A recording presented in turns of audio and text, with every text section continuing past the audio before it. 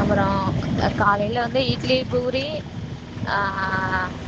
வடை அது போட்டோம். ஒரு 10 மணி வரைக்கும் அதை கடையாரத்தை பார்த்தோம். அப்புறமேட்டுக்கு வந்து ஒயிட் சாதம், ரசம், சாம்பார், பொரியல், அப்பளம், ஒரு சாப்பாடு 60 ரூபான்னு. இப்படி தெருவில் போகிறவங்க, ரோட்டில் வரவங்க போகிறவங்கலாம் காசு கொடுத்துட்டு சாப்பிட்டாங்க. நான் ஆக்கின சாப்பாடும் அதுவும் கரெக்டாக முடிஞ்சிருச்சு.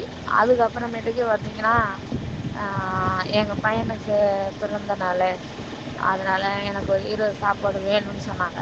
சரி நான் சமைச்சு தரேன் அப்படின்னா, அப்புறமேட்டுக்கு அதையும் சமைச்சு கொடுத்தேன். கடை வச்சு 2-3 நாளே நல்லா வியாபாரம் ஓடுது. நல்லா பரவாயில்ல, ஏதோ உங்கள் தயவால தான் அந்த மாதிரி. எனக்கு என்ன சொல்கிறதுன்னே தெரியல, எப்படி சொல்கிறதுன்னு தெரியல. இப்போ சாப்பாடு பார்த்தீங்கன்னா ஒரு 4 மகானி அப்படி ஓடுது. 4 மகானினா உங்களுக்கு புரிகிற மாதிரி சொன்னோன்னா ஒரு 8 கிலோ மேக்ஸிமம். நேத்திக்கு வந்து ஒரு 6 கிலோ தான் போட்டேன். அதுக்கு நாளைக்கு வந்து 2 கிலோ போட்டேன். இன்றைக்கி வந்து ஒரு 8 கிலோ போட்டு சமைச்சேன். ஏன்னா ஓடும் அப்படிங்கிறதுனால. ஆனால் வேஸ்ட் ஆகாமல் இதாகிடுச்சு. அதுலேயும் இன்றைக்கி என்னன்னா, ஒருத்தவங்க சாப்பாடு எவ்வளோமான்னாங்க, வயசானாங்க. 60 ரூபா சொன்னேன். ஒரு மாதிரியே இருந்தாங்க. வாங்க நீங்கள் வாங்க சாப்பிடுங்கன்னு சொன்னேன். அப்புறம் அவங்க சாப்பிட சொல்லி, எனக்கு காசு வேணாம்ப்பா.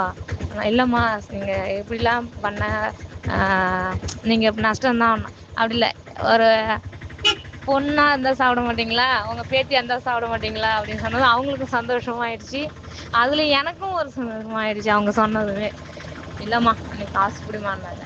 இல்லை நீங்கள் அப்படின்னு. அவங்ககிட்ட காசு கம்மியாக இருக்குது, இருந்தாலும் எப்படி நம்மகிட்ட சொல்கிறதுன்னு விலைய ரேட்டை கேட்குறாங்க. விலைய அப்படி ஒரு மாதிரியே சொன்னாங்க. இந்த மாதிரி சொன்னது அவங்களுக்கும் ரொம்ப சந்தோஷம் தாங்களே. அப்புறமேட்டு என் மனசு திருத்திக்கு, நீ 10 ரூபாய்ச்சும் காசு கையில் வாங்கிக்கோ அப்படின்னாங்க. சரி உங்கள்கிட்ட இருக்கிறத கொடுங்கன்னா அப்புறம் 10 ரூபா கொடுத்தாங்க. அப்புறம் சரி, அது இப்போ கொஞ்சம் ஜாமான் எடுக்க போகிறேன். எனக்கு வந்து ஜாமான் வந்து இந்த சமைக்கிறதுக்கு, சாப்பாடு சமைக்கிறேன்ல, அதுக்கு பாத்திரம் எனக்கு இல்லை. அது எடுக்கிறதுக்காக ஒரு ஆட்டோவை கூப்பிட்டுட்டு இப்போ தான் மேம் கிளம்புனேன். எங்கள் வீட்டுக்காரு, நானும் எங்கள் பெரிய பையனை எடுத்துக்கிட்டு போகிறோம்.